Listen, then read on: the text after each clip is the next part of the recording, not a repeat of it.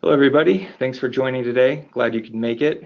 Today, we're going to be talking about the use of innovative finance in fragile contexts. From Interactions End, this is part of our larger innovative finance work that we've been engaged in since early 2017 with support from the Rockefeller Foundation. The purpose of this work was to assess what NGOs are doing in the realm of innovative finance and then pull out and showcase a few of those cases of what NGOs are doing. And this is just one such instance. This webinar is the fourth we've held over, I think, about the past 8 months on the topic of innovative finance. Our first two were more focused on specific mechanisms, results-based finance and impact investing, respectively. And then one we held just last month was about the use of innovative finance in agriculture. So this is a fourth installment as part of that. We're joined by a great lineup today of presenters to share on this very interesting and important topic. So I hope you're looking forward to it as much as we are. Before I turn it over to Elina Sarkisova, who's going to be kicking us off and carrying us through the webinar, I'd just like to open up the floor for Cameron Chisholm with Creative Learning, with whom we were putting this on together. Cameron? Great, thank you. Yes, just wanted to give a quick welcome to the audience as well. Our involvement with Interaction on this topic stems from the Venture Peacebuilding Initiative, which we launched in January of this year. Very briefly, that initiative looks at the intersection of impact investing, social entrepreneurship, and peace building, and how the three communities can align activities to actually build peace and the bottom line for the communities. So thank you for joining. I'm looking forward to this event as much as you are. Thanks, Cameron. I'll turn it over to Elina.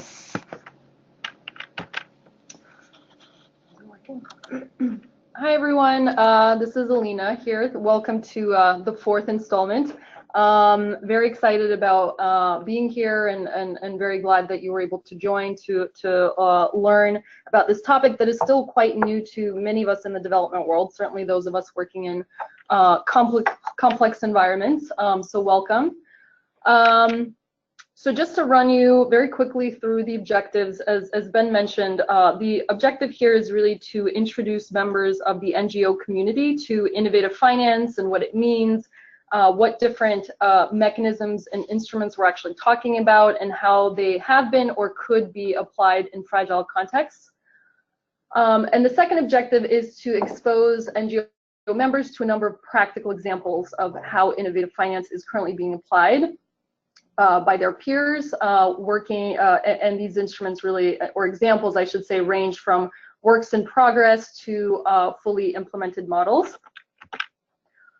Just in terms of how we've set the agenda, so I will try to go as quickly as possible, but spend the next 20 or so minutes really walking you through innovative finance and what it means, and kind of very broadly, in broad strokes, talking about its application to fragility. And then we'll move on to our three speakers who will present for about 15 minutes each on their respective example. And then we'll open it up to your questions before we wrap up. So first, what is innovative finance? Unfortunately, the truth is there is no single universally agreed definition of what it is. It's still a really nascent market. Things are constantly evolving. Different actors are trying to figure out for themselves what this means for them, which is why we have a lot of different definitions out there. The Rockefeller Foundation, which has been kind of a pioneer in the space, as you can see on the slide, they mostly define it in terms of mobilizing private sector capital. The OECD defines it in terms of raising funds or stimulating actions in support of international development that go beyond traditional spending, so quite broad, I would say. Georgia Cohane, who's kind of an innovative finance expert and has written a lot about this, defines it in terms of more and better.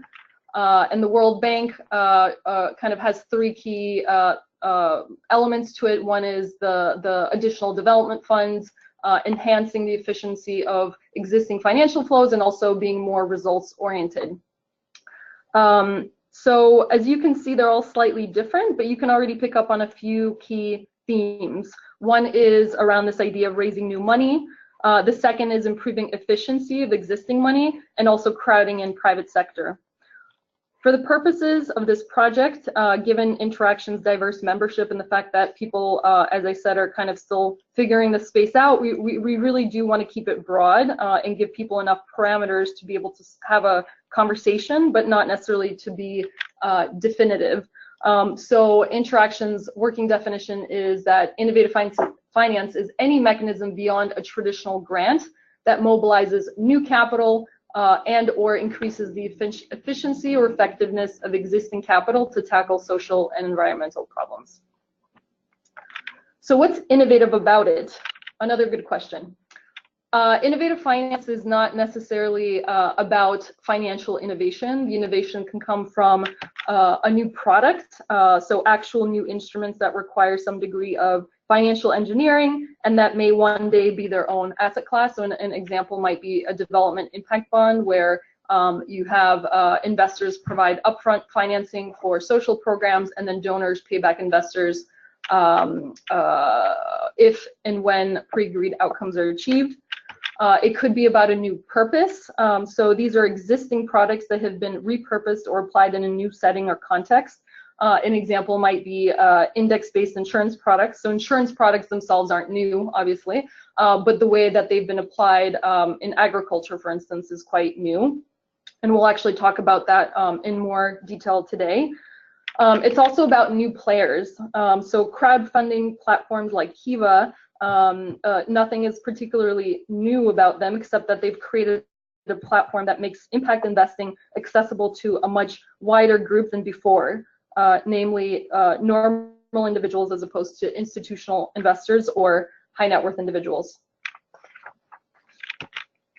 In terms of the types of instruments we're talking about, as you can imagine, given the broad definition, innovative finance is inclusive of also a broad range of instruments. Unfortunately, we won't have time to go over what each and every instrument is or how it works, but if you're interested to learn more, there's we've included a quick guide in the annex section of this presentation, so you can go and take a look there after the presentation. Instead, what we've done here is kind of bucket them according to their primary function or objective. So going back to the definitions and the three common themes we saw emerge in terms of raising new funds, improving the efficiency of existing funds, or catalyzing private sector entry. There's definitely some overlap, obviously, between these buckets. They're not mutually exclusive, but it's one very general way to think about them. So the first bucket includes tools we typically associate with impact investing, which refers to instruments, investments made with the expectation of both a social and a financial return. And as Ben mentioned, we have had a webinar on dedicated to impact investing. So if you're interested, please refer to Interaction's website. The second bucket of tools involves those intended to improve efficiency. For instance, changing the timing of financial flows, so front-loading mechanisms like IFM, which we'll talk about later, or aligning incentives. So performance-based contracts, for instance, where funding is tied to the achievement of pre-agreed results. So kind of shifting that focus away from inputs and activities to outcomes. And we've also had a webinar on results-based financing. So if you're interested, take a look. And then the third and final bucket really is referring to tools that whose objective is really just to raise more money. It doesn't matter who it's coming from or how it's being used. It's just kind of increasing the overall pie. So why the interest in innovative finance for development more generally? The rise in innovative finance can really be attributed to two main global trends. On the one hand, you have a growing complexity and scale of development challenges. We have a $2.5 trillion gap in annual funding needed to tackle those challenges. And there's really a broad agreement among the development community that governments and charities just don't have the sufficient capital or the complete skill set required to solve these challenges. On the other hand, you have new players. So aid is no longer in the exclusive domain of traditional donors. Private flows to developing countries have been outpacing ODA or official development assistance for over 2 decades now, mostly in the form of foreign direct investment, but also remittances and private philanthropy. And at the same time, the 2008 economic crisis has sort of shaken established beliefs about the risk-return profile of traditional investments, and thus is pushing more mainstream investors like Goldman Sachs and BlackRock to diversify their portfolios. And so innovative finance is sort of emerging as a partial answer to some of these larger global trends. So before we get into how the financing landscape looks like for fragile contexts, I do want to clarify also what we mean by fragility, since it's a term that can be used to describe any number of different situations. And when fishing for definitions out there, we thought the OECD's definition, as outlined in its States of Fragility report, was the most appropriate. So the OECD defines fragility in terms of as the combination of exposure to risk and insufficient coping capacity of the state, system, and/or communities to manage, absorb, or mitigate those risks. And we like this definition because, first of all, it's quite comprehensive. So because it considers both exposure to negative events like disasters and the capacity to cope with such disasters, each context or situation experiences its own unique combination of risks and coping strategies. It's also multidimensional, so there are 5 dimensions of fragility that the OECD considers, including economic, environmental, political, security, and societal. And lastly, it really occurs over a spectrum of intensity, with all countries and all societies exhibiting fragility at some point to some extent. That is to say, although fragility is encountered mainly in low-income countries, fragility can also persist in middle-income countries and also in pockets within countries that are otherwise stable. It can also be used to describe countries at risk of conflict, countries that are in active conflict, or also in post-conflict situations. And all this is important to keep in mind as we talk about innovative finance, because fragile contexts are very heterogeneous, and that means the risks and rewards, the challenges and opportunities associated with any investment or innovative financing mechanism are also going to be very different depending on the context. So you shouldn't necessarily feel that you're necessarily limited in what you can do because you work in a context that has been labeled as fragile. You really have to kind of assess each situation on its own merits. And just very quickly, these are the 58 countries that the OECD considers as fragile. So there is a threshold that they take into account at some point. So what does the financing landscape look like for fragile contexts, and how does it compare to the global trend we just discussed a few slides back?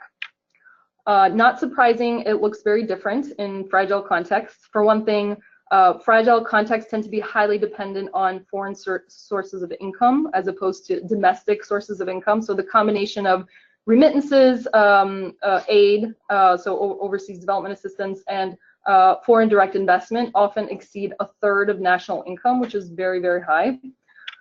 And of the external sources of income, it's actually not foreign direct investment that dominates as it does in most other developing countries. Rather, it's remittances and aid. So aid is actually quite concentrated in fragile contexts. So if you look at all ODA flows to developing countries, the majority of it, or 65%, ends up in fragile contexts, as it should, arguably. In contrast, when you look at foreign direct investment, it accounts for something like 10% of all foreign direct investment going to developing countries. So clearly, there are real constraints to doing business there. So none of this is surprising, but it does beg the question, what is the right financing for fragile contexts, and what is the role for innovative finance?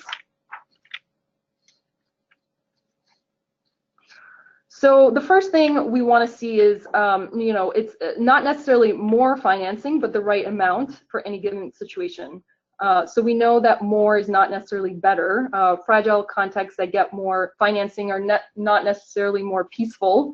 But we also know that some fragile contexts probably get more than they need or should, and some that get less. So it's really about right sizing. And in situations where it really is about more money, given where we are with donor budget constraints, that increase is really unlikely to come from ODA. It's already quite stretched. So the biggest gains are really to be had on the private sector side, which we'll talk about later, as well as domestic resource mobilization. We know that fragile contexts lag in both. The second thing we want to see is better and more efficient aid. Aid will always be an important part of the financing landscape in fragile context. The problem is that it's not always efficient or aligned with the needs on the ground. For one thing, ODA's majority focused on humanitarian assistance instead of the underlying drivers of fragility. So only 2% of ODA actually goes towards conflict prevention.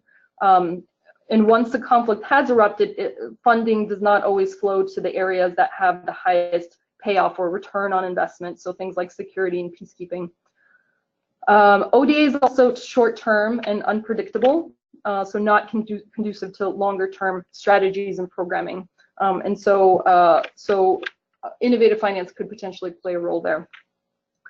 The third thing we want to see is basically, the private sector step up.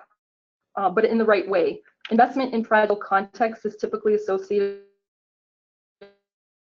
with high risks. Some are real, some are perceived, but it does mean two things. First is private sector activity is quite limited, as we saw on the previous slide. And the second is that it's concentrated in sectors and areas that have the highest payoff to compensate for the risk. And those areas aren't always conducive to development impact. So things like extractive industries or commodities, which obviously come with a whole host of problems, not least of which is a very checkered human rights record.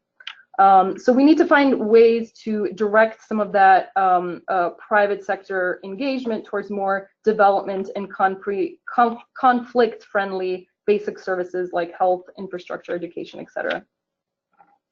The other thing is that there is not enough investment going into small and medium-sized enterprises, which in fragile contexts actually make up up to 80% of GDP. So we need to find ways to facilitate access to capital to help them grow and create jobs. So in terms of the potential role for innovative finance, we have highlighted three broad areas where innovative finance could potentially add value. One is around this idea of mobilizing resources, particularly in terms of domestic resource mobilization, creating more efficiency in the aid system, and also mitigating risks and facilitating access to finance to catalyze private sector entry. So actually, before I get to this slide, I just want to mention, so in the next few slides, I'm going to highlight a few examples of emerging instruments. And all of these are kind of in various stages of development and implementation. They're by no means exhaustive or comprehensive. There's almost an infinite number of ways you could structure and adapt innovative financing mechanisms to tackle any number of issues. And so we're only really starting to scratch the surface, especially when it comes to working in fragile contexts. I'll also leave, and I want to leave enough room for the speakers to kind of provide a little bit more depth. So in terms of tools that are aimed at mobilizing resources, one emerging instrument is sovereign bonds. So bonds are issued by governments and corporations when they want to raise more money. Investors who buy the bonds are in effect giving that government or corporation a loan that they then have to pay back with interest on a specific date. Obviously, bonds themselves are not new. Governments have been doing this for a long time and continue to do it all the time when they need working capital to finance domestic programs. What's new is the type of investor that the bond can be issued to, and also the number, the types of programs that the money is used to fund. So in a diaspora bond, as the name implies, bonds are issued to members of that country's diaspora. That has a number of benefits, including what they call sort of a patriotic discount. So you may be more willing to lend at a discount if you know the money is going to rebuild your country. Diaspora also probably more willing to take on certain risks, for instance, lending in local currency, since they probably own assets in that country and spend money there anyway. India and Israel have used diaspora bonds to raise many billions of dollars for their domestic needs. Bonds can also be used to fund specific types of activities.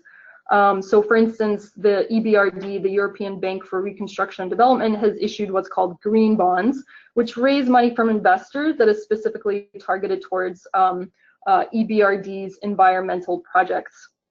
So in theory, you can imagine governments and corporations issuing such bonds to fund peace-building activities or financing the cost of refugee integration programs.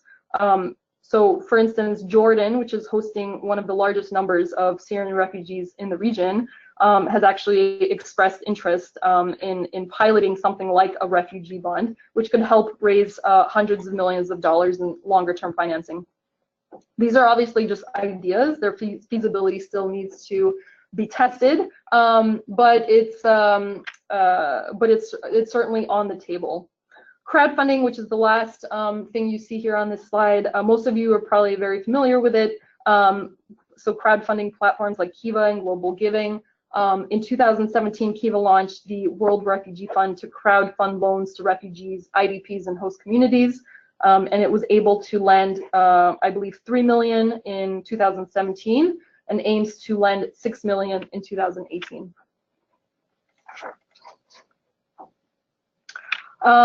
There are also tools that aim to improve the efficiency, timing, and predictability of aid flows.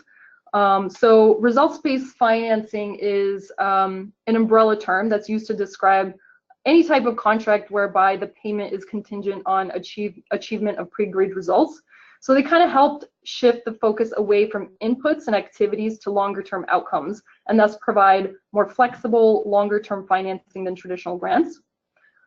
In its toolbox, it includes instruments like performance-based contracts, social impact bonds, development impact bonds, awards and prizes, advanced market commitments. I won't go into too much detail here since we recently had a webinar on this, but if you are interested, please refer to Interaction's website. Examples of their application in fragile context includes a development impact bond that was launched in West Bank and Gaza to finance youth unemployment with support from the World Bank. Another example is the recently launched humanitarian grant challenges, which provides cash awards and prizes to fund innovative solutions to humanitarian crises. The second bucket of instruments are index-based insurance products. These are new and innovative types of insurance products applied that I know of mostly in the natural disaster and agricultural realms.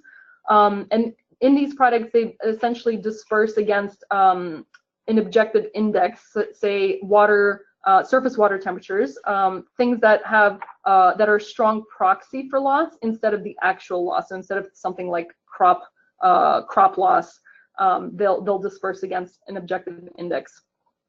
Not only does this dispense with the need for expensive loss assessments and reduce moral hazard and adverse selection, things that often plague traditional crop insurance schemes, but it also provides, in the case of farmers, with money up front to essentially get ahead of the disaster and invest in mitigation instead of waiting for the loss to actually happen, which is bad for everybody. As I said, it's been applied mostly in the agricultural and natural disaster realm, but Grant Gordon, one of our speakers today, will talk about how they're trying to move ahead with a similar idea for displacement.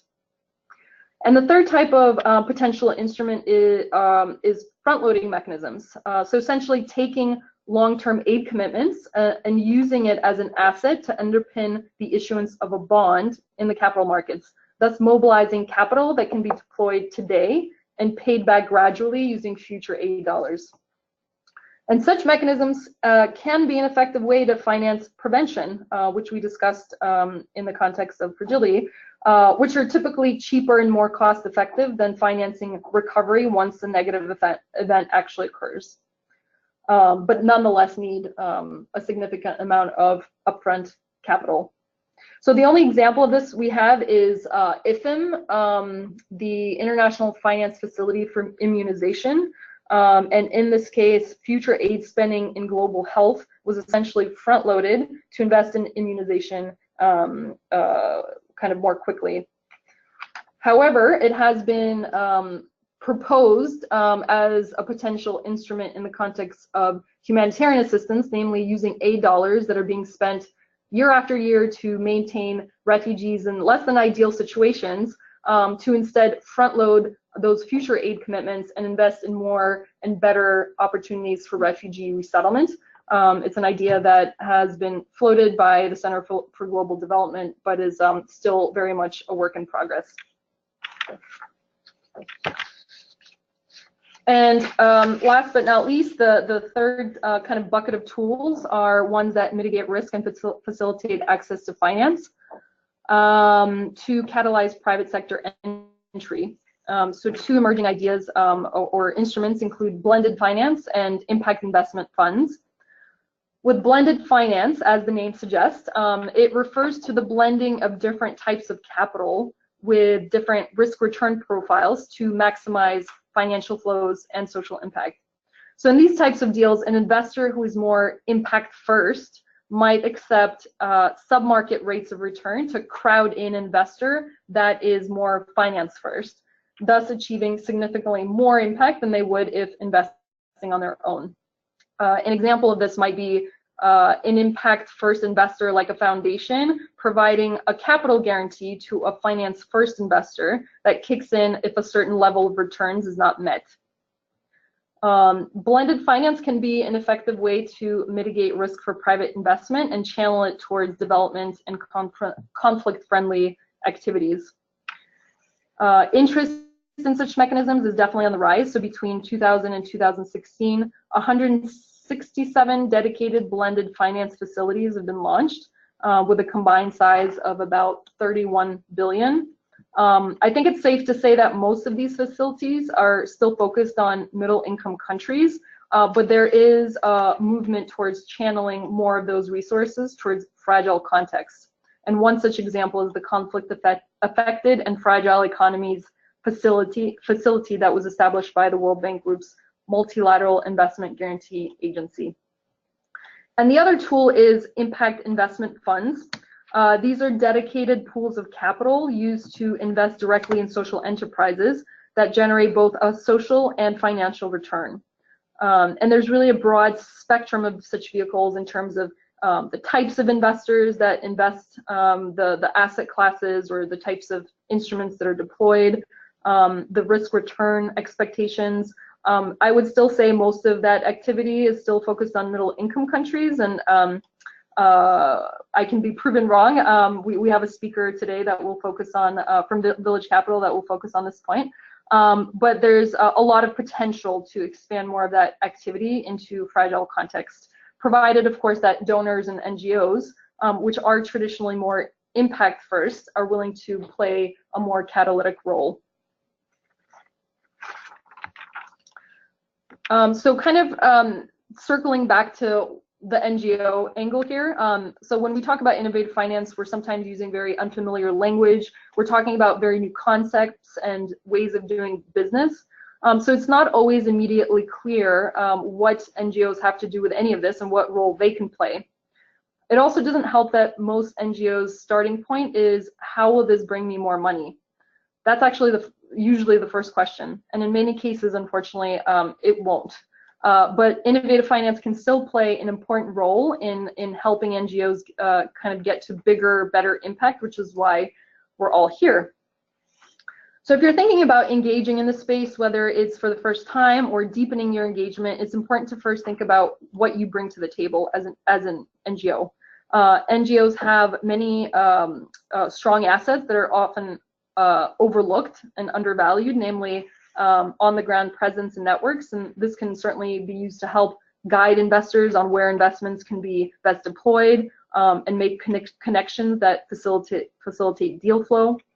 It can also, NGOs can also help different parties reach populations that would otherwise be very difficult for others to have access to. Local knowledge can certainly help navigate local politics, facilitate communication, and mitigate risks. Sector and technical expertise, certainly something most NGOs are very strong with. Impact focus, NGOs are 100% mission aligned and can fill a critical gap in providing early stage and seed capital. And of course, on the M&E side, advanced measurement tools and frameworks. So NGOs have much more well-developed and tested M&E systems, which is often a challenge for investors. And so when thinking about the roles that NGOs can play, NGOs can really play many different types of roles. The first being being an actual investor. So either directly through a fund or other intermediaries like a microfinance institution. They can be also an implementing agency or investee, delivering services essentially, providing technical assistance, playing more of a connecting role, and also supporting the broader ecosystem. And that provides a good segue, I think, to our speakers. I did go over time just a little bit, but we can start perhaps with Grant Gordon from IRC. Grant, do you want to take over and maybe introduce yourself and talk a bit about your example? Yeah, fantastic. Can everybody hear me, or can anybody hear me? Hear you loud and clear. Great, thanks. Hi everybody, thanks for the invite to present some of the work that we're doing at the International Rescue Committee. By way of background, I'm Grant and I work on our innovation team, which is called the Airbel Center, which has been up and running for about 2 years, and our goal is to design, test, and scale new innovations for the humanitarian sector. And building off what Elina said, one of the reasons that we're particularly excited about some of the work that's happening in innovative finance is because of its power to both kind of crowd in different types of capital, expand our reach, but also because it holds the power to, I think, kind of fundamentally restructure the way humanitarian operations are structured today, and I'll say a little bit more about that. So the work that I'm going to tell you about is some very nascent work that we're doing on thinking about how we can apply insurance instruments to displacement. So if you go to the next slide, and then the next one, just the overview and the kind of motivation for thinking about different types of financial instruments was that largely humanitarian aid is too little and too late. And as I'll describe in a little bit more depth, the kind of funding model that we have right now that many of you are probably familiar with really is an impediment rather than an advantage, and I think largely generates lives lost and more damage costs. And so we've been looking to think about how we can use risk-based financing tools, of which insurance is one tool, to essentially cover macro level displacement risk, both to change the way that humanitarian response is done and ultimately improve the effectiveness and efficiency of aid to save lives. So if we go to the next slide, I'm going to tell you a little bit in this brief talk about the problem and give you a landscape there, tell you a little bit about the solution, and tell you where we are at the IRC and some of the collaboration that we're doing with other folks. So moving to the next slide, to put a little more meat on the bones, humanitarian aid is too little and too late. But one of the things that I think we consistently hear is that there's a huge funding gap between the appeals that are articulated by the United Nations for those affected by crises and what's actually met. So I think this was in 2017, a record $22.5 billion was requested for humanitarian response, but only 55% of the appeals were actually funded, creating a massive gap in the amount of money you get. And oftentimes, funding actually comes on quite late, and it takes quite a long time to disperse. And so I think one of the kind of examples that captures this is that a month after Ebola was early detected in kind of the West Africa pandemic of 2014, initial estimates once it was identified suggested that it would cost like a mere $5 million to contain it. But as a result of multiple forces, but in particular financial forces, by the time that the first contracts were actually written, the pandemic had grown, lives had been lost, and it would have costed an estimated $1 billion to actually address the kind of pandemic. And so there's too little funding, it's often too late, and the implication is that lives are lost. And so if you move to the next slide, one of the reasons that happens that I was mentioning is because the current model. And so, taking an example of a new kind of emergency onset, which we're focused on, an emergency happens, and then essentially implementers like the IRC or other humanitarian agencies or advocates start to essentially kind of, call out that things are going wrong and that attention's needed. And those implementers then both, determine that there's a crisis. Then they need to go in and determine kind of what the actual needs and assessments are for that population. That process takes quite a while. It's oftentimes unclear, particularly in the early days of a crisis, exactly what's happening and how much is needed. By the time that you've actually gone through those assessments, then implementers take this to donors. Donors are often playing a game of determining whether they want to respond and how much they want to respond. And they look to the other donors and kind of generate a first movers problem in which nobody quite wants to respond if other people are going to respond because then there's not a value add. And there's a fundamental coordination problem. Even once they've decided that they do want to respond, they then need to figure out how much they want to allocate to it, restructuring their budgets from before. They then need to actually draft the tenders to actually kind of go through a process in which they can figure out what they want to, or who they want to actually deliver the services. They need to go through the contracting of it. Then that needs to actually be dispersed. And then only then does programming start. And this can take an extremely long period of time that we know about. And at each point in this process, there's just huge uncertainty. And at the end of the day, what this is drawing out is the time by which we're actually providing life-saving services for beneficiaries. So if you go to the second slide, what this model does is generates a set of perverse consequences along a set of different issues. One, it's ambiguous on who owns the risk, who's going to actually pay for, response if a crisis happens in the Central African Republic for a while. As I was noting before, there's huge procrastination and delays. Additionally, a lot of the donors around the table, because of the current model, and think that there's strong incentives for implementers and assessments to actually exaggerate appeals, creating misinformation. And in part, that's because we haven't actually agreed to how we would respond before a crisis happens, because we're in this ad hoc model. As you all know, there's kind of fragmented response that's uncoordinated as a result of wanting to create then a marketplace for different types of tenders and grants. And there's very little actually kind of invested in preparedness. And I think one of the kind of crucial things that I want to hit at today is that when you look at the current humanitarian system and the way that it's structured, I think it's essentially a function of the financial incentives that govern the way that the system is governed. And as a result, organizations, the IRC included in this, don't actually have the capacity to respond to massive onsets. What we have the capacity to do is exactly the process that we've elucidated here, because that's how the money flows. And so one of the powers of moving to insurance or risk-based financing is to create new financial instruments that totally realign those incentives and therefore have the power to kind of realign the way that humanitarian response is done.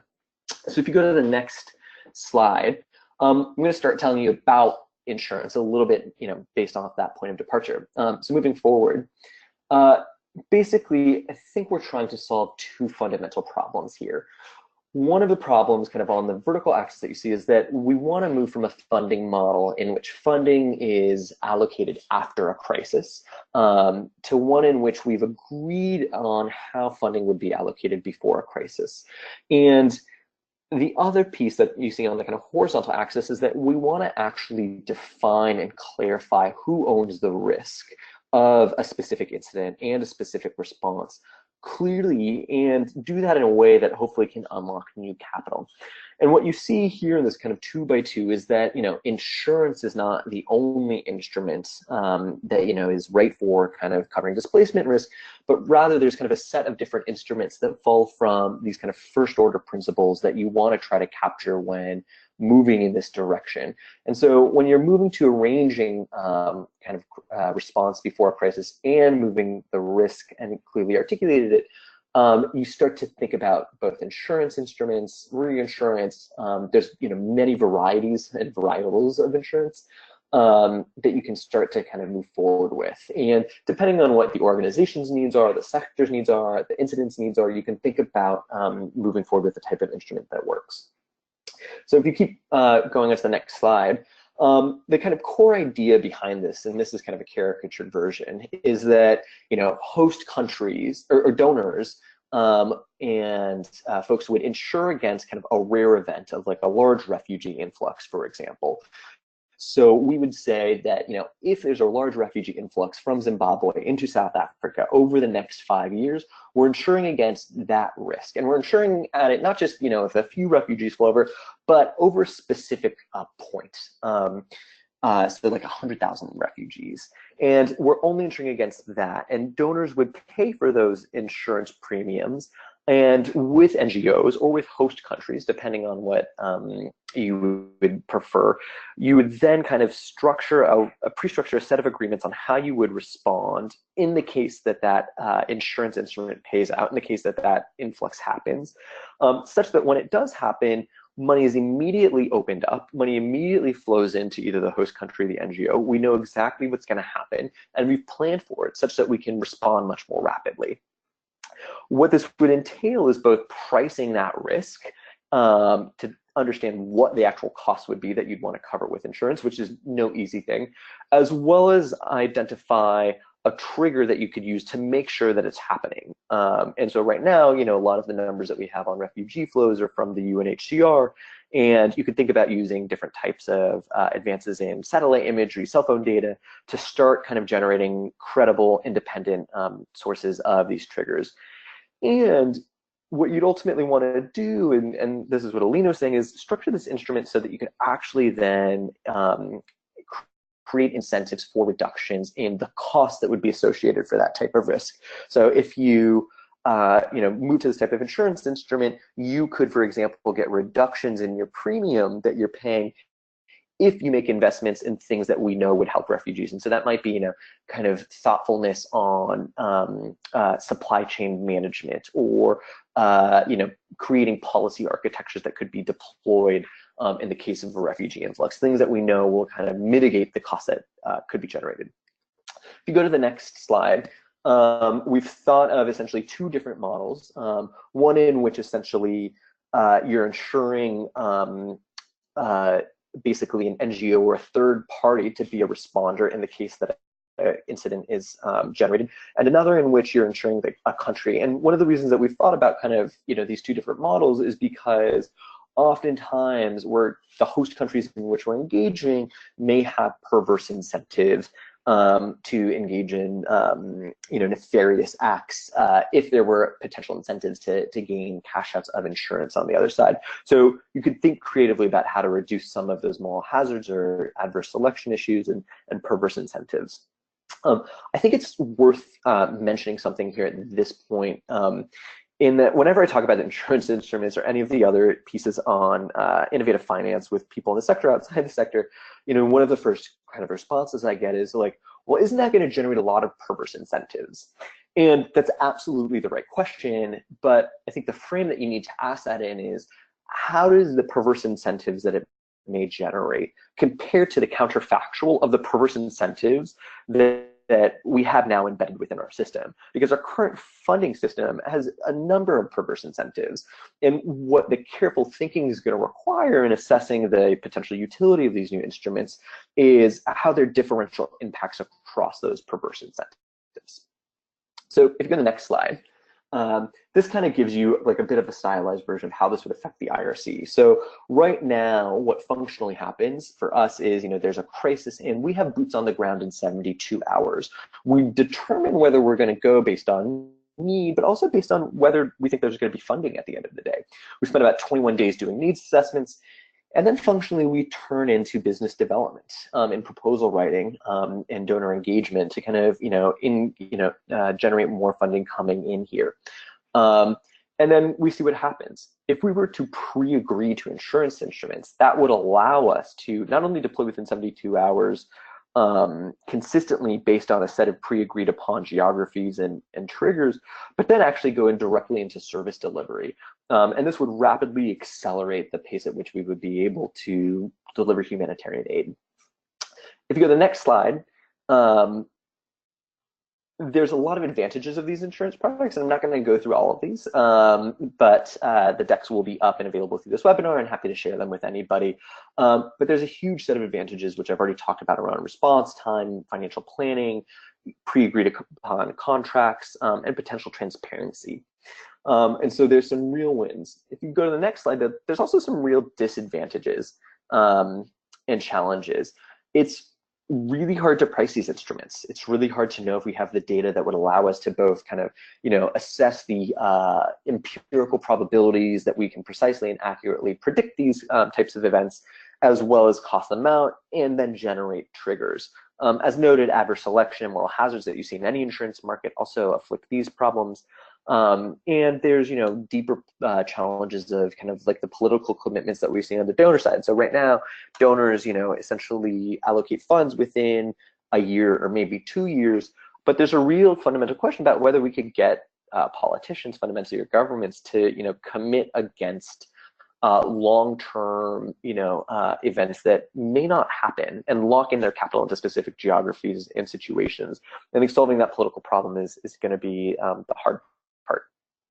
If you go to the next slide, I'm going to just kind of wrap up with a bit of a story on where we are and where I see the kind of field right now. So if you move to the next slide, we are currently collaborating on a feasibility study with DFID's new Center on Global Disaster Protection, which was launched this past year to look, in no small part, at risk-based financing instruments for kind of humanitarian crises. And we think there's kind of a set of major things that need to happen to even identify whether there's a there for these types of insurance instruments.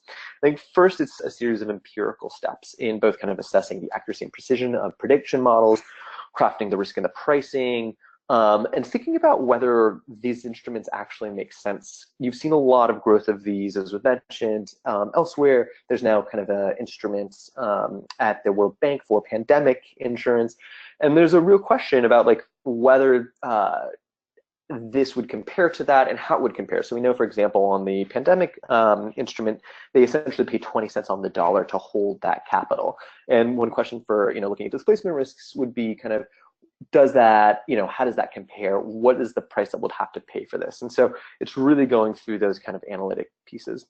Secondly, we'll obviously need to kind of engage the relevant stakeholders, and then the rubber's gonna hit the road when we actually look towards designing the instruments. And one of the reasons that we as an NGO are excited to kind of move this forward and support this is because we're kind of in a position where we can pilot it. And start to actually implement it and start to think about how it can internally change our structure. Going to the next slide, this is where I'm going to wrap up, but as I was noting, this is a collaboration that we're starting with DFID, and we're really kind of opening the aperture, not just looking at insurance, but looking at the broader landscaping questions on the kind of empirical side to go through these pieces. And we've been moving forward on the IRC side to both get kind of internal leadership on board, as well as working with donors and other agencies to kind of move this forward. And I think right now is an interesting moment because there's a sea change in pushing forward innovative finance in the humanitarian sector. And it's going to take a crucial number of agencies and organizations to give this a shot and move forward with a concrete set of tests and pilots to see whether they're promising. And so that's one of the things that I'm excited that the IRC is leading on, and excited for to open this up to any questions and thoughts on this. So that is my last slide, and thanks for the opportunity to present on this work. Thank you so much, Grant. That was fascinating. So we will move on to our next speaker now, Rabih Yazbeck from the Nearest Foundation. Hi, Rabih, you want to take it over? Yes. Hello, everyone. This is Rabih Yazbeck, Program Director at the Nearest Foundation UK and Practice Area Lead for Inclusive Economic Development. So Nearest Foundation works at the intersection between economic development and governance, and we have implemented solutions across the Middle East and Africa since 1915. So today I will be presenting a development impact bond in support of livelihoods for refugees and host community members in Jordan and in Lebanon. In this presentation, I will describe a bit the context, the proposed solution, and the development impact bond, or DIB, model. So the DIB hasn't started yet. Therefore, I will reflect on why we chose this impact bond, the challenges we faced during the design and the structuring, and a bit of advices from our own learning, and what are the key potential benefits. So let me start with the context. Over the past 7 years, and as we all know, 5 million people have fled Syria, desperate to escape violence. 3 neighboring countries, Jordan, Lebanon, and Turkey, host more than 80% of all Syrian refugees worldwide. And 90% of Syrian refugees live in urban communities and not in camps. Competition over jobs and housing has driven wages down and the cost of living up. And as a result of these circumstances, refugees and their host communities, particularly in poor urban centers that we are targeting in this impact bond, often find themselves forced to adopt increasingly risky coping strategies like debt, withdrawal of children from school, child labor, early marriage, reduced food consumption, etc. So what is the solution? Moving to the first slide. So our approach aims to implement a sustainable solution to these challenges, specifically to help them become economically self-sufficient and improve their household economies. The approach is organized around 3 key pillars: developing entrepreneurial and vocational skills. This is the first pillar. The second pillar is access to finance, and the third is creating opportunities for socioeconomic inclusion. So we have been implementing a comparable approach, not a DIB, since 2013 in Jordan and since 2015 in Lebanon, engaging more than 6,000 entrepreneurs. More than 50% of them are refugees, 80% of them are women, and 35% of them are youth. And participants are selected through comprehensive vulnerability assessment. So we built on this to develop the DIB. So what will the impact bond do? So the DIB offer a solution to shift from emergency relief to long-term, larger-scale resilience program, especially in the context of livelihoods. Also, the DIB will help us to scale up the programs with the resources and the flexibility needed to do so in a more sustainable, longer-term, and more effective way. So as you see on the slide, over 3.5 years, the DIB aims to work in 5 locations in Jordan and 3 in Lebanon to provide business financing and coaching for about 5,500 entrepreneurs, and rapid vocational training and mentorship for about 2,800 entrepreneurs, and expand to 140 local SMEs, establish 8 community-based livelihood centers, about 200 support and business networks, and about 20 local socioeconomic innovation initiatives. So to help you visualize a little bit the bond, moving to the second slide. So social investors will pre-finance DIB activities to be implemented by NEF. Outcome funders will pay social investors contingent on NEF's capacity to achieve improvements in 2 outcome metrics identified, or in other words, paying for success. The 2 metrics are the percentage of businesses that are active 10 months after receiving a cash grant, and the second metric is the level of increased household basic consumption 2 years after receiving a cash grant, taking in consideration debt and other variables. So how payments are made? So outcome payments to investors start to kick in after NEF is able to achieve a minimum threshold for business creation, and grow progressively as better results are achieved. They are capped. And also, if NEF's program delivers a minimum improvement in household consumption, which is the second metric, investors will receive a bonus payment, which is also capped. Business creation targets, both the break-even and the maximum payment to investors, are set based on NEF's track record from 2013 Jordan, 2015 Lebanon, while consumption targets rely on the analysis of the results of comparable programs around the world. Since the DIB hasn't started yet, I thought I would share with you a little bit on why we have decided to use the impact bond and what was the internal argument.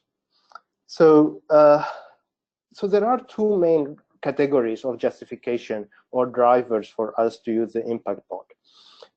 The first one is strengthening, and the second is funding. The strengthening in terms of improving our impact, improving the impact informed by improved data measurement, the multi-year funding that DIB is providing, the greater flexibility because it's a result-driven, focusing on outcomes and impact, and greater integration of innovation.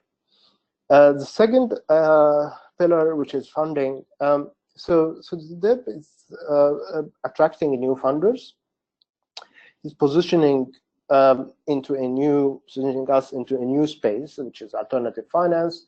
There is a also financial return for us if we high perform against some of the metrics. This is subject to change, but you can actually include us in the impact bond. For current donors, it shows that we are trying to engage non-traditional donors and focus on improved cost effectiveness. So overall, it provides us with an opportunity to be more competitive in securing funds. And also it attracts a new type of partners, private sector, corporates, local corporate entities as partners, not necessarily as donors. So finally, I want to share with you a little bit of the challenges and provide you with some advices based on our learning. So the first challenge, so since it's a fragile context and we are responding to a major humanitarian crisis, time to respond is critical. However, structuring an impact bond takes time. Plus, the environment is more dynamic and continuously changing in fragile context. Also, regulatory environment changed significantly since we started designing the DIB. A design that's 1.5 years old may be outdated now. Therefore, you have to keep updating and adapting the design during the structuring phase and ensuring that the design remains relevant.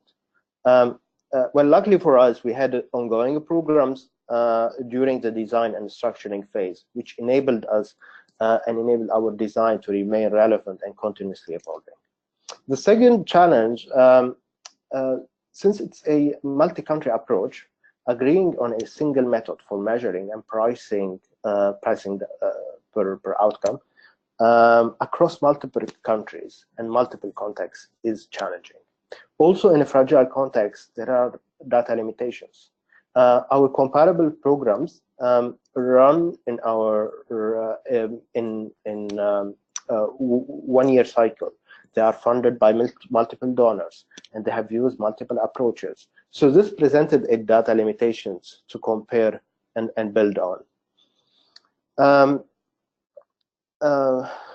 Also, structuring the impact bond takes time and resources.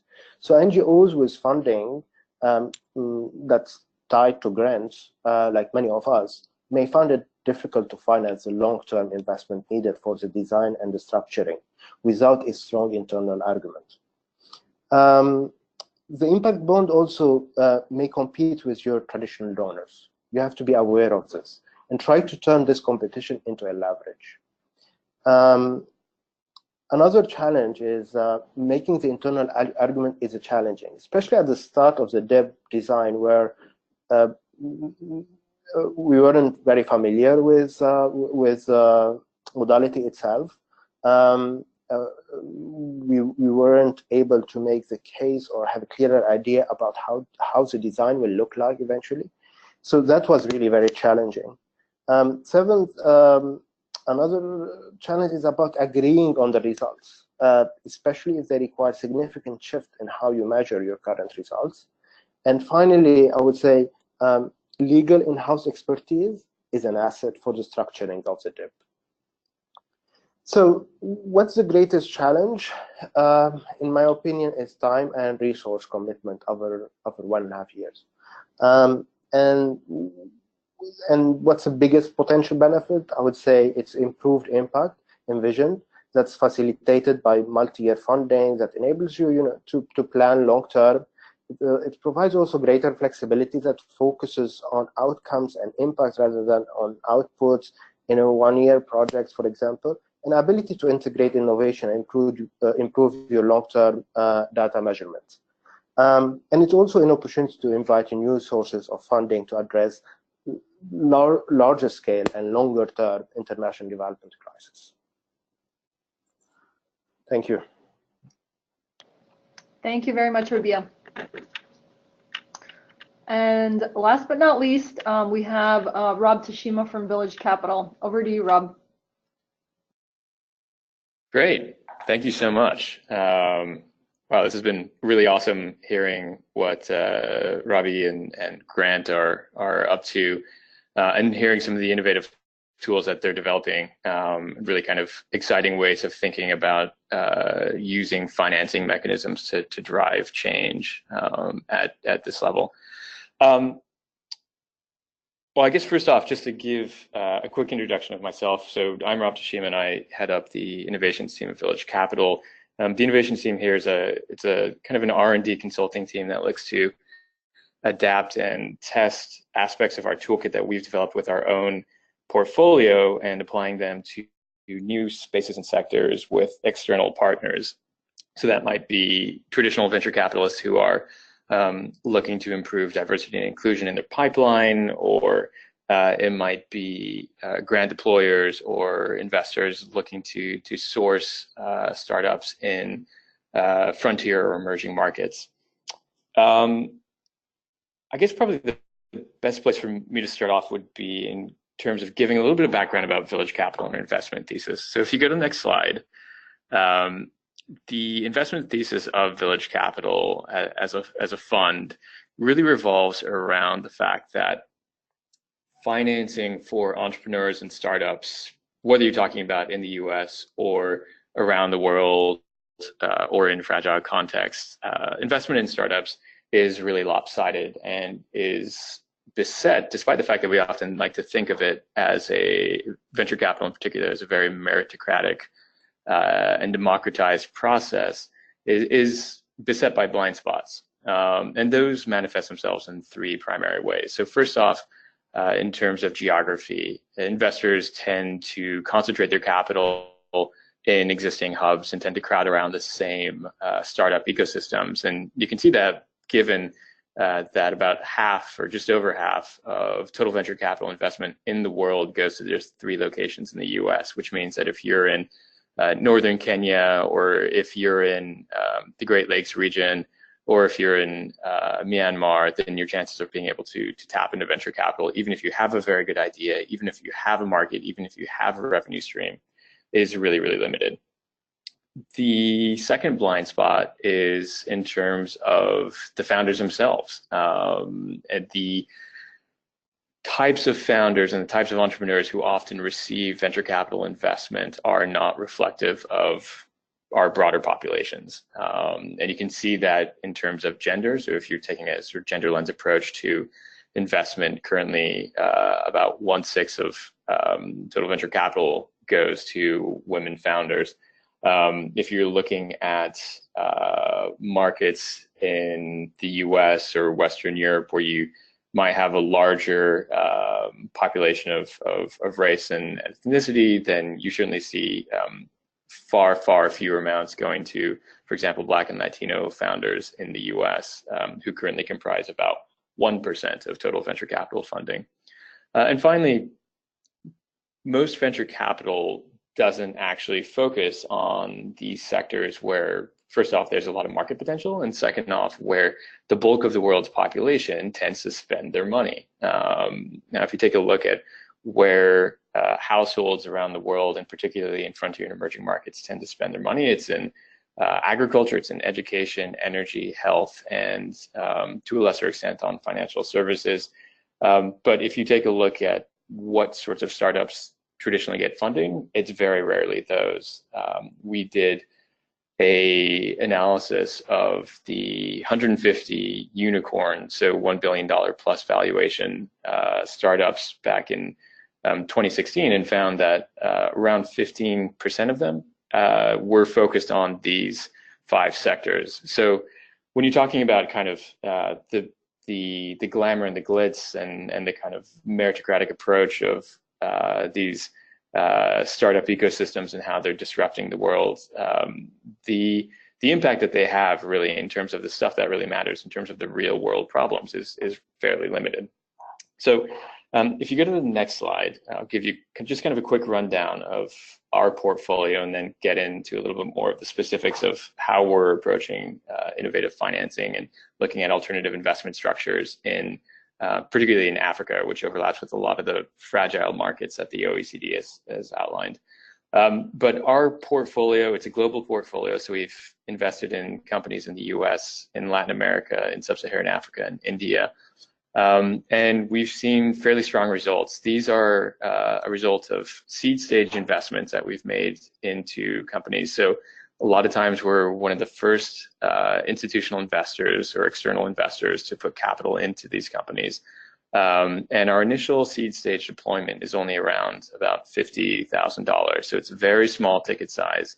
But in spite of that, and in spite of the fact that we're operating in a wide variety of markets, from places like Mississippi all the way through to Kenya and Uganda, to India, to Colombia, we've still seen really strong financial performance in terms of the ability of the startups to raise additional capital, to increase their revenue generation, to create new jobs. And from kind of a more traditional lens of venture capital, we've also seen a strong survival rate and a strong exit rate. So that all, sounds kind of vaguely interesting, but what's actually different about it? So if we go to the next slide, it's the makeup and kind of the how of the capital deployment process that really kind of distinguishes what we do from a lot of other traditional venture capital investors. And you can see that that's manifested in part in terms of the diversity and inclusion within our portfolio. So again, about 15, 16, 17% of your average venture capital fund has women-owned companies or women co-founded companies in it. Whereas if you take a look at our fund, our portfolio, that number is closer to 42, 43%. If you look at our US component, it's about 35% of our US portfolio is Black or Latino founders, compared to about, again, 2% in the average venture capital fund. And geographically too, we've got a bigger footprint. So again, your average VC fund will focus primarily on Boston, on New York City, on San Francisco, and we really try and get outside of those hubs and those ruts to try and find attractive investable pipeline elsewhere. But this kind of gets to the how of what actually how we invest and how we make the decisions of who to invest in. And so if you go to the next slide, the kind of key component undergirding our investment approach is peer selection. And this is really kind of unique in the sense that it takes the decision-making power out of Village Capital's hands and puts it in the hands of the entrepreneurs. And we do this for kind of a number of reasons. One, because we believe it is beneficial in terms of democratizing the decision-making process. Two, because we believe that it leads to greater market insights and due diligence, more so than we could do if we were taking the traditional investor approach, where we'll look through slide decks and we'll talk with the entrepreneurs and we'll try and use our own resources to figure out a market that we're not familiar with or that we're not living in. And three, it gets around the problem of entrepreneurs often trying to provide the answers that they think investors want to hear rather than the answers that they actually want to follow in terms of scaling their business or in terms of building their business. And what that peer selection process looks like in action is we will take a cohort of potentially investable startups in a given geography and sector. So it might be agriculture startups in sub-Saharan Africa from Kenya, Uganda, Nigeria, Cote d'Ivoire, and Ghana. And we'll work with them over the course of 3 months to help provide training to them. But as part of that training, which focuses on mentor engagement and focuses on plugging into angel networks and refining pitches and things like that, it also involves a lot of due diligence from the entrepreneurs into one another. And that sounds probably a little bit like a Shark Tank or apprentice style engagement, but it's actually a very collaborative process, and we work quite hard to make sure that it remains very sort of open and transparent and communal. And ultimately, at the end of that 3-month process, the entrepreneurs actually decide amongst themselves which 2 startups we will actually deploy that $50,000 initial investment in.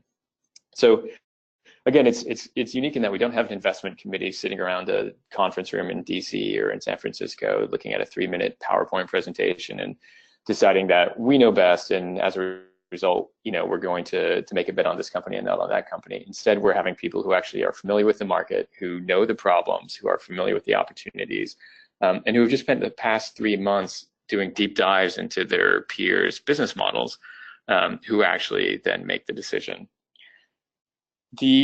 A second kind of component of how we're approaching our venture capital investments, and particularly in Africa, is again through these small ticket sizes, which are really important. And again, they're kind of a microcosm in a sense of what Elina was referring to earlier about there need to be kind of a right amount and right sizing innovative financing in fragile contexts in particular. When it comes to investing into seed stage startups, so again, you're investing in a startup that may have revenue, but not necessarily a large amount of revenue, and is still probably just a couple years, 2 to 3 years old.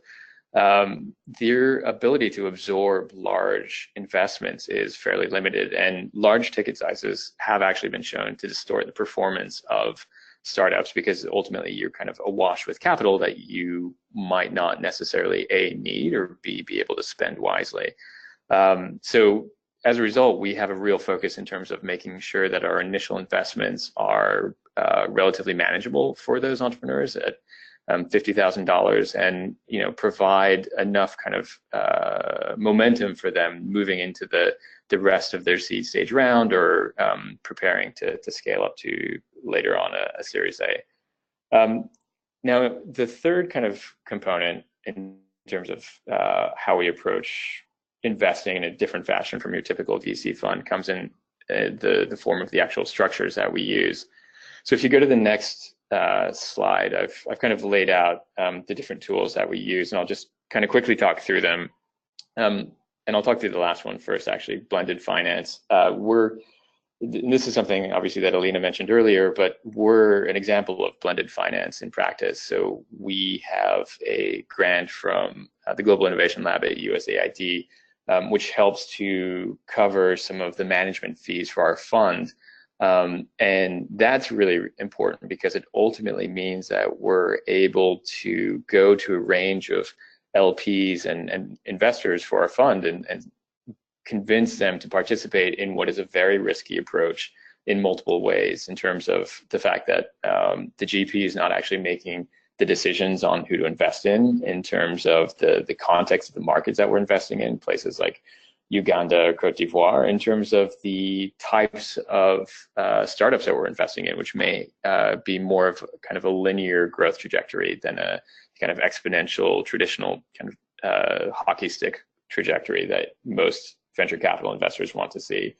So having that grant from USAID de-risks the portfolio, or de-risks participating in the portfolio to a certain extent for LPs, and that's been really important for us. And I think it's really important in general to kind of emphasize the value of blended finance for these types of smaller investments directly into SMEs and into startups and into entrepreneurs in frontier and emerging markets, because I think a lot of times the blended finance discussion ends up revolving around large-scale infrastructure projects, PPPs, bridges and highways and railroads, which are all really important, but which don't necessarily have that same impact on job creation, for example, that you'd otherwise like to see. So in terms of the actual structures that we use to invest, obviously direct equity is kind of one of the most common, both in venture capital and in our portfolio as well. But it's something that we are, I wouldn't say hesitant to use, but certainly we want to be very careful about how we use it. As I'm sure most people on this call know, it can be quite extractive. It can distort performance targets by having investors push for a sort of high ROI or an early exit when that might not be the best for the startup. It ultimately ends up favoring growth over unit economics, and also creates problems for investors who ultimately sort of are okay with 7 of their 10 investments failing if 2 of them show a 20 or 30x return. So ultimately, equity can be really kind of limiting in that sense, and not necessarily the best tool either for investors or for startups, particularly when you're not looking at those kind of hockey stick style growth trajectories. So we also end up deploying convertible debt instruments, which, for those of you who aren't familiar, it ultimately looks like debt at the beginning, and at a predetermined point will convert into equity, and that predetermined point will either be kind of time delineated or based on milestones. And that allows for kind of a simpler investment from the outset, or a simpler kind of engagement from the outset, and allows for kind of a more accurate valuation down the road. Another tool that we use is revenue share, and this is something that we're particularly excited about, particularly given that it's really helpful with startups in sectors like agriculture, in sectors like health and education, where again the growth trajectories are not that sort of exponential growth rate that so often you want to see if you're a traditional venture capital investor. And the benefits of revenue share, which ultimately look like a dividend, where the company will put in Village Capital will put in an investment, and the company will provide a certain percentage of their revenues over a certain time period to pay back that investment plus 2x, say. The benefits to the investors are that ultimately it provides a higher return than debt and is more liquid than equity, and it doesn't really force an exit via acquisition as well.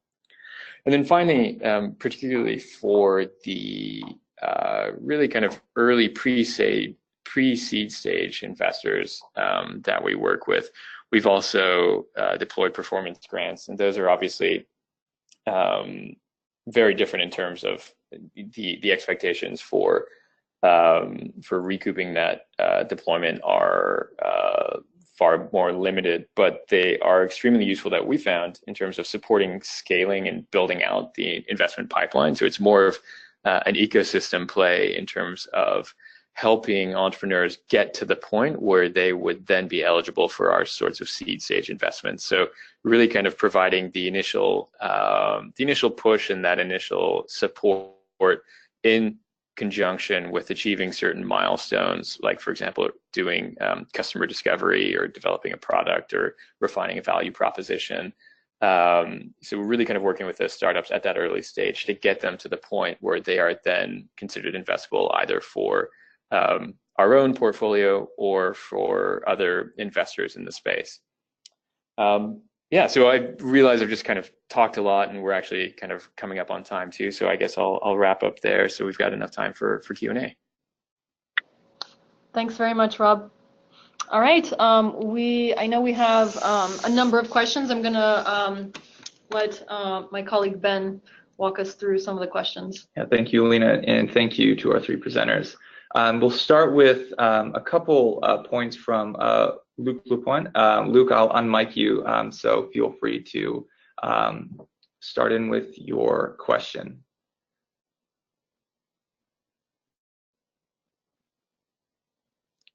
And Luke, you're self-muted at this point, so just unmute your mic and you'll be free to talk. Is this working now? Yep, we can hear you. Okay, thank you.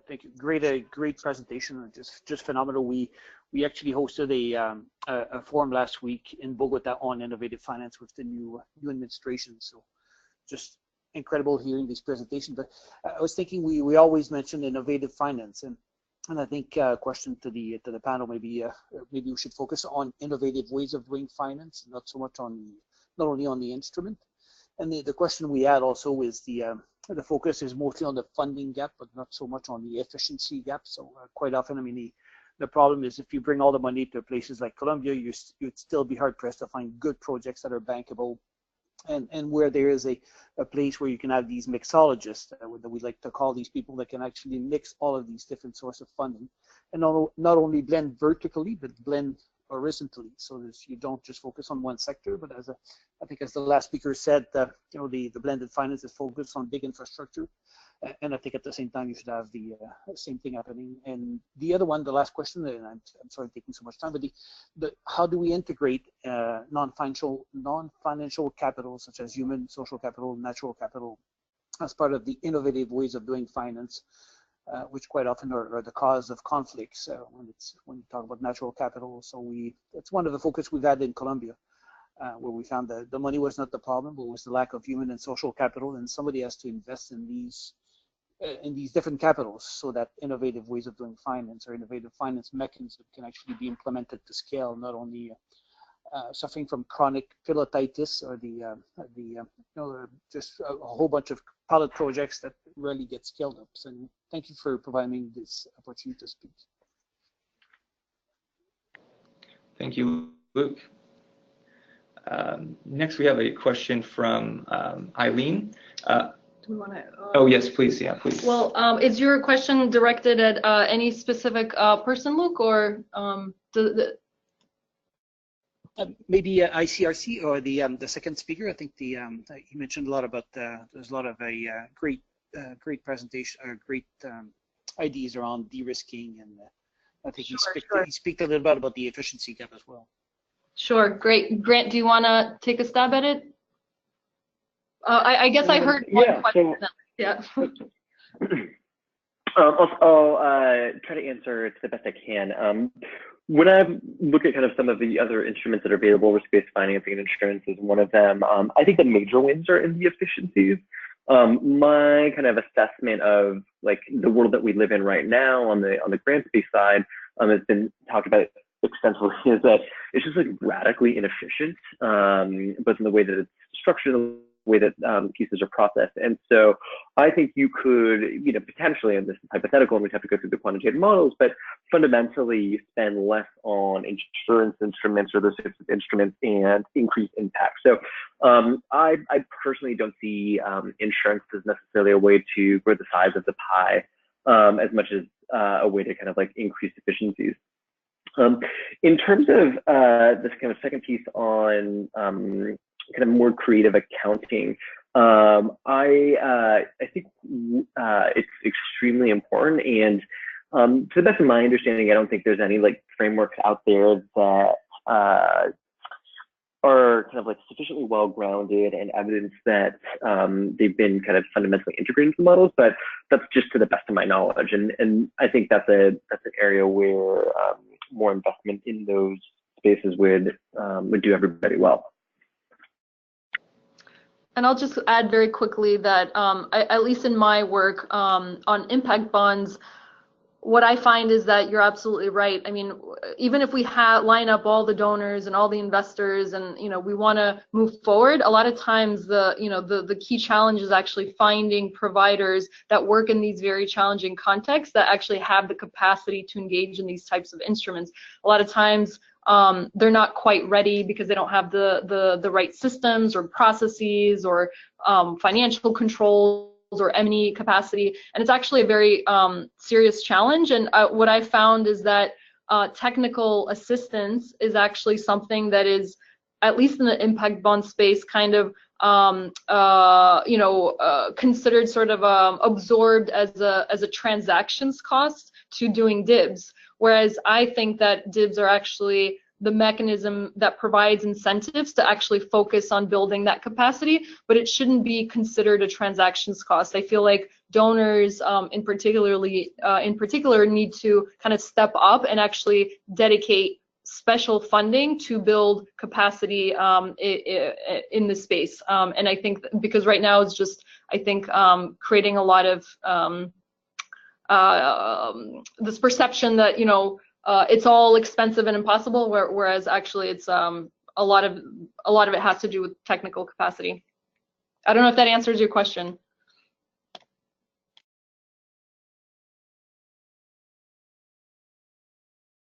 Next.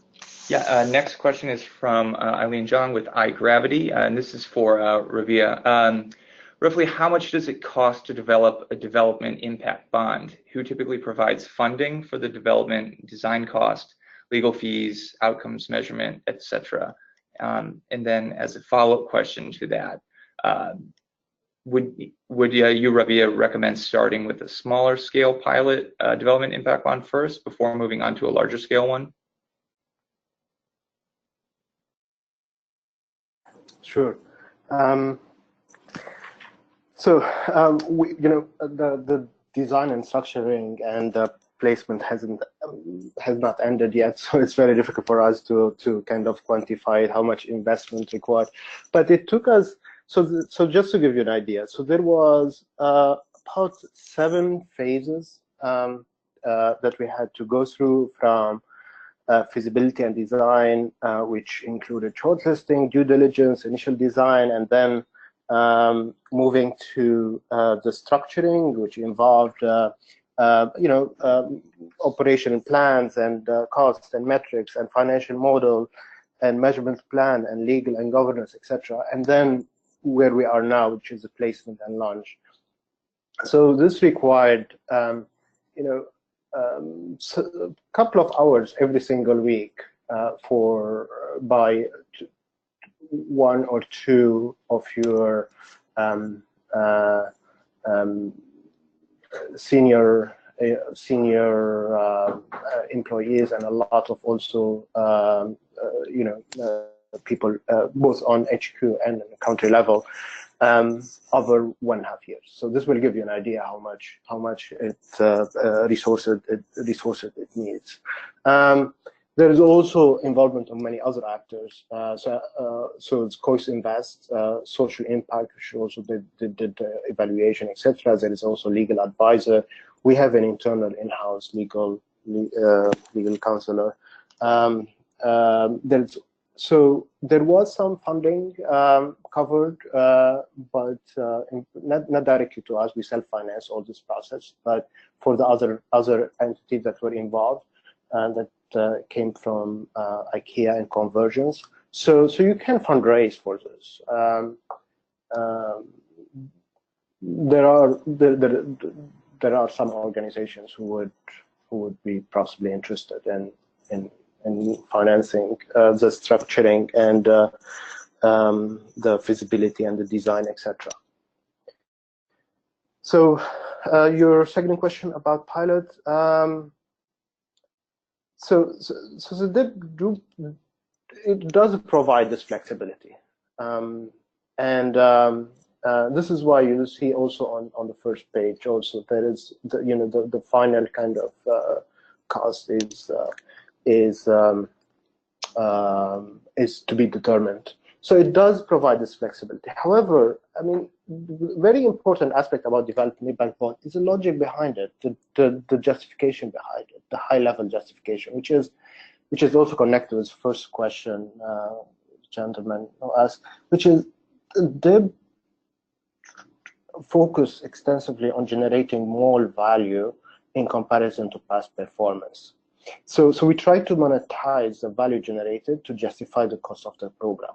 So in this way, so a part of this additional value that is monetized, and in our case, it's linked with the profit generated by individual businesses by the end of the project, is split between outcome funders and investors, part of it, and it's capped. So for this reason, economy of scale, it does influence the justification for having development impact bond. So if you have a small pilot, you may not be able to price it in the same way. So this is a problem that you have to take into consideration. So it goes down to this specific formula, in my opinion. I hope this answers your question. Thanks, Rabih. We're just past time now, but so long as our presenters are okay with it, there are some more questions, and we can continue. But if you need to sign off, that's quite all right. We have a question from Josh Ayers at Food for the Hungry. His question is for you, Grant. In relation to the issue of risk retention versus risk transfer, what role, if any, does forecast-based financing for early action preparedness have in innovative financing options? Does it really transfer risk, and is it truly innovative? Sure, it's a really good question, something that I get asked frequently in terms of kind of where the actual transfer is happening, and is this really innovative? My sense in general in the application of insurance to kind of displacement risk is there's not much innovation in it. I think it's innovative to the extent that it draws on an adjacent field and applies some of like the core pieces. I think the innovation in the way that we're thinking about it, at least, are going to come from I think three major pieces that are under the hood. I think one is going to be around putting together the data streams and pipelines to be able to predict onsets. I think two, it's going to be costing losses, and three, it's going to be actually establishing triggers. I don't think any of those exist, to the best of my knowledge, to dig in a way that would actually be able to kind of craft an instrument. And then I think, if you could get those three things in places, plus a lot of hard work on political will and moving institutions and agencies and kind of shifting the politics, then you hopefully be in a place where you could start to hopefully catalyze a market. And I think that that's kind of the major goal. I think a lot of this is actually very similar to kind of risk, the kind of forecasting and that you were discussing. And I think that forecast-based financing has a lot of the same types of qualities, in the sense that it's conditional on the data. It is challenged by the ability to get actual credible long-term commitments, and those types of pieces. I think that one of the unique differentiations, from my point of view, and be curious to hear yours and others around the table as well, is that it locks people in more if you create a new instrument and then float those instruments in different markets in a way that forecast-based financing doesn't necessarily do. I think it's and it's interesting because the instruments have that feature, but that's not necessarily why you would want the instrument. And so you could think about different types of ways to vary forecast-based financing models to kind of have those same types of pieces. So I do think there's more similarities than not. I think it's really about kind of actually just like locking in the credibility, and then in a really serious way, kind of figuring out areas where you can, as a result of locking it in, hold that capital and pay premiums. And that's where I think the other difference is, because I think in forecast-based financing, the lack of commitment then fundamentally, from my understanding, doesn't actually clarify where the risks are being held in a way. And so I think those are the differences. Thank you very much, Grant. And I think we'll maybe pose just one or two more questions, and both are directed at Rob, and then we'll call it. So the first is, again, from Eileen at iGravity. How did Village Capital select the sector stages of startups to invest in? Early stage investment is especially risky, and holding period is also very long. So how did Village Capital manage to attract external financing for their investments? And Rob, a second question for you is from Cyril San Gabriel at Kennesaw State University. And the question is, how do you deal with state sovereignty if financing from donors goes through village capital or some form of insurance directly to the target sector beneficiaries? Aid agencies have to collaborate with the government first in both planning and implementation of interventions. Yeah, those are both two really good questions. So first off, in terms of how do we kind of choose the stage and how do we raise financing for the fund?